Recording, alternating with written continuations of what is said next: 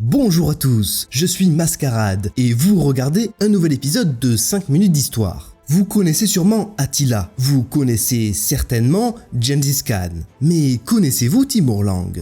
Non, pourtant ce chef turco-mongol a massacré près de 5% de la population mondiale lors de ses conquêtes. Et il a aussi maudit l'humanité sur son lit de mort, entre autres. Voici donc l'histoire de Timur le Boiteux, résumée en 5 minutes.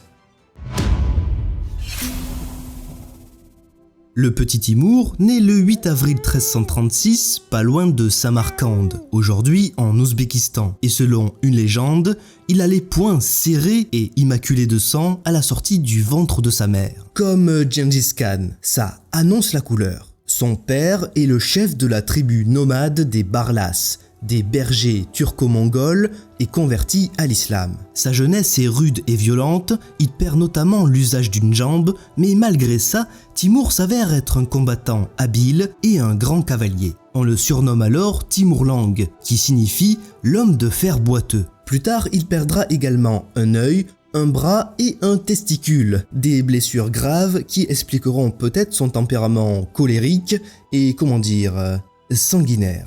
En 1370, après des années passées dans l'armée et en tant que bras droit du Khan de l'époque, Timur prend les rênes du pouvoir après la mort de ce dernier. Il se proclame non pas Khan, mais grand émir, et par un jeu habile de mariage et d'alliance, il se réclame également de la lignée de Gengis Khan. Il a désormais les clés pour réaliser son rêve, rénover la dynastie Gengis-Khanide et instaurer une domination mongole en Asie centrale. Il fait de Samarcande sa capitale et il y fait ériger de somptueux monuments à sa gloire et en l'honneur de ses épouses.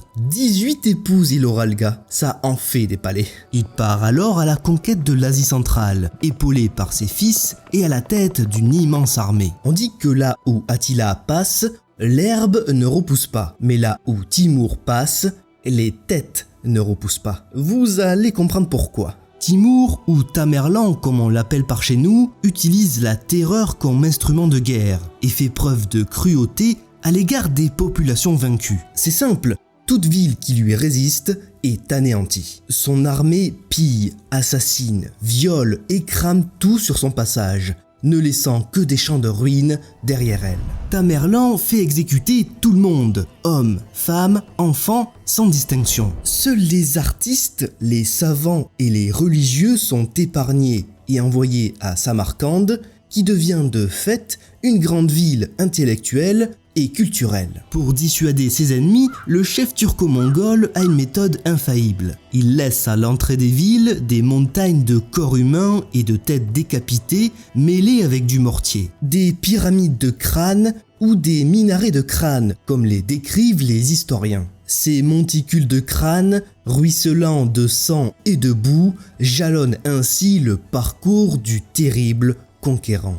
En 1383, la région de Sistan essaie de résister et se révolte contre Tamerlan. Très mauvaise idée. L'armée timouride choisit alors parmi 2000 prisonniers et les mêle vivants à la brique et à la glaise. Ils ne prennent même pas le temps de les décapiter. Ils les laissent pourrir et passent à la ville suivante. En 1387, la ville d'Ispahan se rebelle contre les collecteurs d'impôts de Timur. En réponse, le chef mongol fait ériger devant les portes de la ville 35 pyramides construites à partir de 70 000 têtes coupées. Il se dirige ensuite vers l'Inde qu'il conquiert en quelques mois. En 1398, il fait décapiter 100 000 prisonniers à Delhi sous prétexte qu'ils ralentissent trop son armée. En juillet 1401, après la prise de Bagdad, Timur fait décapiter 90 000 habitants et fait construire plus de 120 minarets de crânes autour de la ville avant de la réduire en cendres. Une véritable boucherie. Environ 15 millions de personnes sont tuées lors de ces conquêtes militaires, soit environ 5% de la population mondiale à l'époque. Mais au même moment, un autre taré se balade dans la région, Bayezid Ier, plus connu en France sous le nom de Bajazet. Ce sultan ottoman est connu pour s'être emparé de la Bulgarie, de la Serbie, d'une partie de la Grèce, mais surtout pour avoir massacré des milliers de croisés chrétiens envoyés par le pape Boniface IX. C'est ce pape d'ailleurs qui a fondé une université à Erfurt en Allemagne. Vous vous souvenez d'Erfurt? J'en avais parlé il y a quelques épisodes. Toute l'histoire se mélange. Bref, le sultan Bajazet est très énervé. Il veut se faire cet émir mongol qui lui chourave des terres. Le 2 juillet 1402, les deux armées s'affrontent lors de la terrible bataille d'Ankara. 500 000 hommes contre 500 000 hommes et quelques éléphants de guerre aussi. Ça cogne dur. À la fin de la journée, Timour sort vainqueur et Bajazet est fait prisonnier. Pas pour très longtemps, il est rapidement exécuté et sa femme et ses filles sont envoyées au harem du chef mongol. Tamerlan en profite pour raser la Turquie et il s'apprête à déferler sur l'Europe quand il est obligé de faire demi-tour pour mater quelques révoltes dans de lointaines contrées de Chine. Son armée ne revint jamais en Europe. Timour calanche en route en 1405 à l'âge de 69 ans.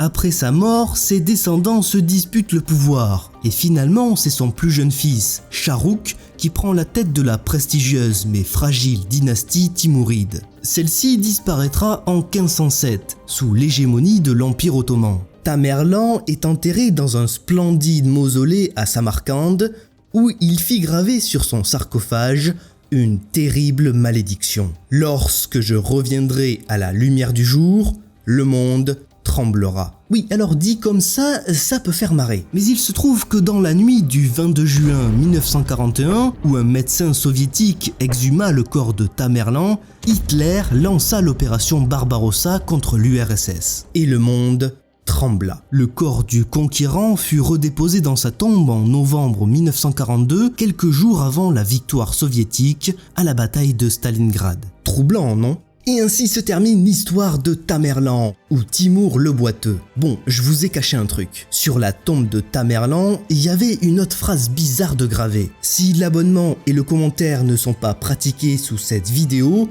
l'opprobre et la mort déferleront sur l'auteur. Sur moi quoi. S'il vous plaît les gens, j'ai pas envie de me faire trancher la tête. Ayez pas ça sur la conscience, vous savez ce qu'il vous reste à faire. Sur ce, je compte sur vous et je vous dis à la prochaine pour d'autres épisodes de 5 minutes d'histoire. Salut!